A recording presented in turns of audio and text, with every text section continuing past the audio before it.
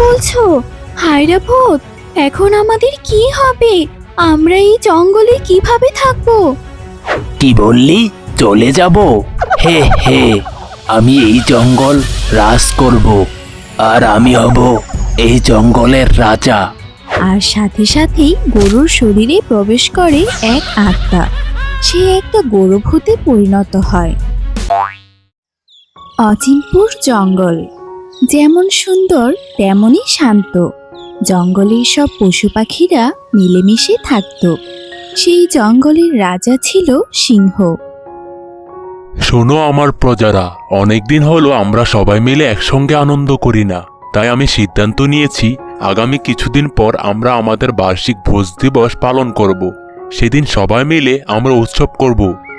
মহারাজ, আপনার এই চমৎকার সিদ্ধান্তের জন্য ধন্যবাদ।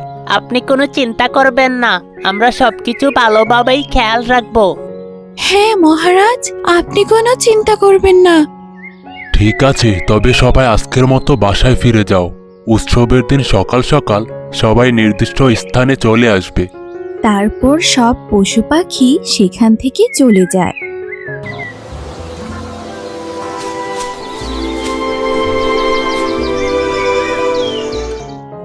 এইদিকে শিয়াল আর কাক কথা বলছিল। কাক ভাই, শুনেছিস তো সব? আমাদের মহারাজ ঘোষণা দিয়েছে এবার কোনো গরমিল করা যাবে না।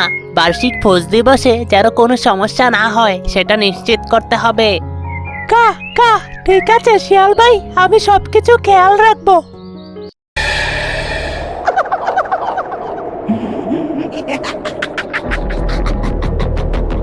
শিয়াল আর কাক যখন কথা বলছিল তখনই সেখানে চলে আসে হায়রা ভূত। হায়রা ভূতটা খুব জোরে জোরে আওয়াজ করতে লাগলো। ওরে বাবা, এটা কি? এ তো দেখে হায়রা ভূত। এই হায়রা ভূত কোত্থেকে আসলো? শিয়াল ভাই, এক্ষুনি আমাদের পালাতে হবে, তা না হলে হায়রা ভূত আমাদের খেয়ে ফেলবে। পালাও। কাকের কথা শুনে শিয়াল যেই পালাতে যাবে অমনি হায়রা ভূত এক লাফে শিয়ালের উপরে ঝাঁপিয়ে পড়ে। শিয়ালকে সে চেপে ধরে আর কাক ভয়ে ওপরে উড়ে সেখান থেকে পালিয়ে যায়। হে হে হে, এখন থেকে এই জঙ্গলে আমার রাজত্ব চলবে। পুরো জঙ্গলে আমি রাজ করব, আমায় কেউ আটকাতে পারবে না। হা হা হা।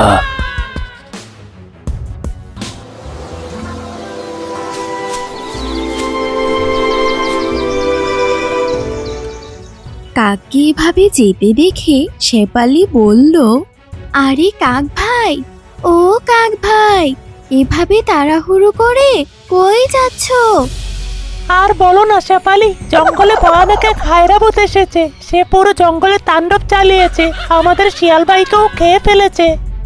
এ কি বলছো? হায়রা ভূত, এখন আমাদের কি হবে? আমরা এই জঙ্গলে কিভাবে থাকবো?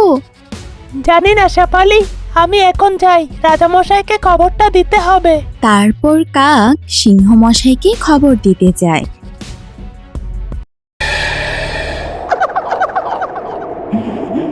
এদিকে হায়রা ভূতটা পুরো জঙ্গলে ভয়ঙ্কর আওয়াজ করতে করতে ঘুরতে থাকে। সেই পথ দিয়ে এক ছাগল যাচ্ছিল। হঠাৎ তার সামনে সেই হায়রা ভূত চলে আসে। হা হা হা। বাহ, এই তো দেখি ছাগলের ছানা। কতদিন ছাগলের মাংস খাই না, আজ তোকে আমি চিবিয়ে চিবিয়ে খাবো। হে হে হে। না, তুমি আমাকে খেও না, আমাকে ছেড়ে দাও, ছেড়ে দাও বলছি। কি ছেড়ে দেব? আমি হলাম হায়রা ভূত, আমার হাত থেকে আজ পর্যন্ত কেউ বাঁচেনি, তুইও বাঁচবি না। আমি তোর মাংস চিবিয়ে চিবিয়ে খাবো। হা হা হা। তারপর হায়রা ভূতটা ছাগলের ছানার উপর ঝাঁপিয়ে পড়ে আর দূর থেকে বসে সবকিছু দেখছিল কাক। তারপর কাক সেখান থেকে উড়ে চলে যায় আর সুজা সিংহ মহারাজের কাছে চলে যায়।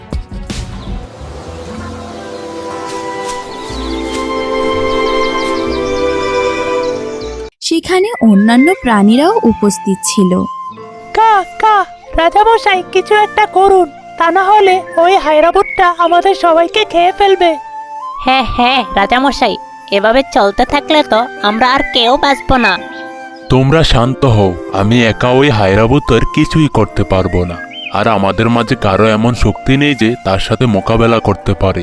তাই আমি ঠিক করেছি আমরা সবাই ওই হায়রাবুতের কাছে যাব আর তাকে অনুরোধ করব যেন সে এই জঙ্গল ছেড়ে চলে যায়। কিন্তু রাজামশাই, আমরা যদি ওইখানে যাই তাহলে তো সে আমাদের আক্রমণ করতে পারে। হ্যাঁ, তুমি ঠিক বলেছ, কিন্তু এছাড়া যে আমাদের কোনো উপায় নেই। তারপর সবাই মিলে সেই হায়রাভূতের কাছে যায়। সেখানে গিয়ে দেখে হায়রাভূত গুহার বাইরে শুয়ে আছে। কে রে, আজ থেকে নিজে নিজে শিকার আমার সামনে চলে এসেছে। কি ব্যাপার সিংহ, সবাইকে নিয়ে এখানে কেন এলে? প্রাণের ভয় নেই নাকি? শোনো হায়রাভূত, আমরা তোমার কাছে একটা অনুরোধ নিয়ে এসেছি। কি অনুরোধ তা শুনি, কি অনুরোধ নিয়ে এলি? দেখো হায়রাভূত, আমাদের জঙ্গলে আগে অনেক শান্তি ছিল। তুমি আসার পর থেকে সব শান্তি নষ্ট হয়ে গেছে। তুমি দয়া করে এই জঙ্গল ছেড়ে চলে যাও। কি বললি? চলে যাব? হে হে, আমি এই জঙ্গল রাজ করব আর আমি হব এই জঙ্গলের রাজা। আর তুই বলছিস আমি এই জঙ্গল ছেড়ে চলে যেতে? তোর এত বড় সাহস! এক্ষুনি চলে যা এখান থেকে যদি বাঁচতে চাস। এরপর সিংহ ও অন্যান্য প্রাণীরা সেখান থেকে চলে গেল, কারণ সেখানে থাকলে হায়রা তাদের উপর আক্রমণ করত।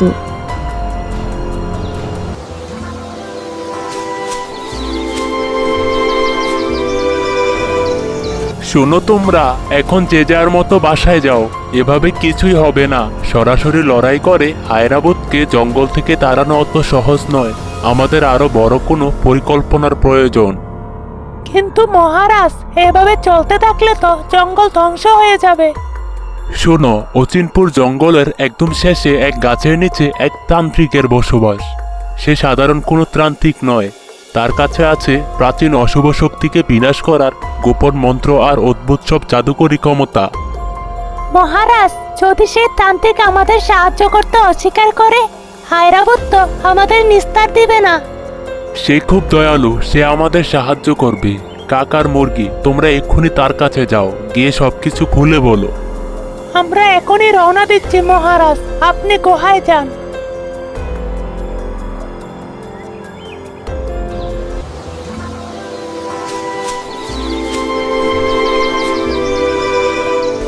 কিছুক্ষণের মধ্যেই কাক ও মুরগি যেই তান্ত্রিকের কাছে আসে, তান্ত্রিক তাদের দেখে বলে, তোমাদের ব্যাপারে আমি সব জানি, নতুন করে আর কিছু বলতে হবে না। আর আমি এটাও জানি এই হায়রাভূতটা এখন জঙ্গলের দিকে আসছে। কি বলছেন তান্ত্রিক মশাই? হায়রাভূত এইদিকে আসছে? তান্ত্রিক মশাই, ওই হায়রাভূতকে ধ্বংস করার কি কোনো উপায় নেই? উপায় আছে, তবে ওই হায়রাভূতকে ধ্বংস করার জন্য তার সমতুল্য কোনো শক্তির প্রয়োজন হবে। যেমন কোনো মৃত প্রাণীর আত্মা জাগিয়ে তুলতে হবে। কিন্তু সেই আত্মাকে এই জগতে আহ্বান করার জন্য একটি বিশেষ শরীরের প্রয়োজন। সেই শরীরে আত্মা প্রবেশ করানোর পরই সেই হায়রাভূতের সাথে লড়াই করতে পারবে। তাহলে আমার শরীর ব্যবহার করুন তান্ত্রিক মশাই। না কাক, তোমার শরীর খুব ছোট, হায়রাভূতের শক্তির ভার সহ্য করতে পারবে না। সেই অশুভ শক্তির মোকাবেলা করার মতো বিশাল শরীর প্রয়োজন। আমাদের দরকার একটি গরুর শরীর, তবেই আমরা সেই শক্তিশালী আত্মাকে ধারণ করতে পারবো। কিন্তু তান্ত্রিক মশাই, আমরা গরু কই পাবো? জঙ্গলের আশেপাশে তো কোনো গরু নেই। শোনো, তোমরা ভয় পেও না। তোমরা বনের সীমানা পেরিয়ে সামনে আগাও। উত্তর দিকে যে ঘন ঝোপঝাড় আছে তার ঠিক কিছু দূরেই যেতে দেখবে দুটো গরু একা একা ঘুরে বেড়াচ্ছে। সত্যি বলছেন তান্ত্রিক মশাই? আমরা কি সেই গরুগুলোকে নিয়ে আসবো? হ্যাঁ, গিয়ে তোমরা আমার কথা বললেই গরুগুলো চলে আসবে। তোমরা তাড়াতাড়ি যাও, আমি যজ্ঞের আয়োজন করছি। তারপর কাক ও মুরগি চলে যায়। এইদিকে তান্ত্রিক যজ্ঞের আয়োজন করে। কিছুক্ষণের মধ্যেই কাক ও মুরগি গরুকে নিয়ে আসে। তান্ত্রিক মশাই, আপনার নাম শুনেই আমি ছুটে এসেছি। পথে কাক আর মুরগির কাছে বনের এই ভয়াবহ বিপদের কথা শুনলাম। ওই অশুভ হায়নাভূতকে ধ্বংস করতে আমাদের কি করতে হবে বলুন?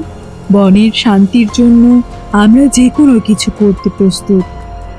আমি আমার মন্ত্রের মাধ্যমে এক আত্মাকে তোমার শরীরে প্রবেশ করাবো।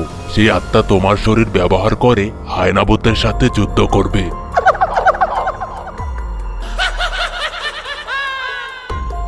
আর এইদিকে সেই হায়রা ভূতটি তাদের কাছে এগোতে লাগলো। এদিকে তান্ত্রিক মশাই মন্ত্র পড়তে শুরু করলো, আর সাথে সাথেই গরুর শরীরে প্রবেশ করে এক আত্মা। সে একটা গরু ভূতে পরিণত হয়। এবার ওই হায়রাভূতকে শেষ করা যাবে, কিন্তু এর আগে ওই হায়রাভূতকে এখানে আনতে হবে। কিন্তু হায়রা ভূতটি পাশেই ছিল এবং সেখানে হাজির হয়। হায়রা ভূত আসার সাথে সাথেই তান্ত্রিক বলে, তাহলে তুই চলেই এলি শয়তান হায়রা, আজ তোর জীবনের শেষ দিন। কি বললি? আমার শেষ দিন? কে কে মারবে আমায়?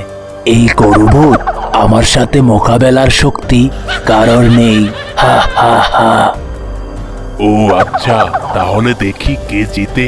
যাও গরুভূত, ওই হায়রাকে দেখিয়ে দাও তোমার শক্তির পাওয়ার।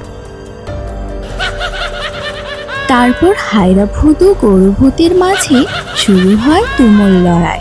হায়রা ভূত গরুভূতের শক্তির কাছে পরাজিত হয়ে মাটিতে লুটিয়ে পড়ে, আর সেখানেই তার মৃত্যু হয়। আর গরু আবারও আগের মতো সাধারণ গরুতে পরিণত হয়।